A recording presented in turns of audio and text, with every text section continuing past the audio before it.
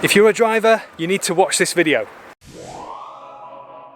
I think we can all relate to this. You're in a car, it's new to you, it might be a hire car or a car that you've not owned for very long, and you'll pull into a petrol station or gas station over in the States, and you don't quite remember which side the fuel fill cap is on. You can look in the mirror, you can try and see it. That might not work, you can stick your head out the window, try and see it. Before anybody comments about this, I know that usually the fuel hose will reach around the other side of the car, but not always, and even if it does, everybody else in the petrol station will look at you and think, that guy doesn't know where his petrol filler cap is. So even if you do that intentionally, it's not ideal. There's an easier way, I'm going to show you now. Look at the dashboard.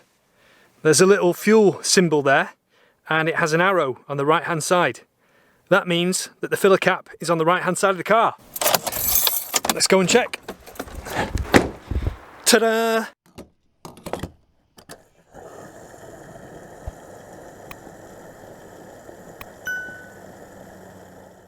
If you didn't know this before, then give the video a thumbs up. If you want to share it with someone, there's a button below that says share. Click on that and then you can copy and paste it, put it wherever you want.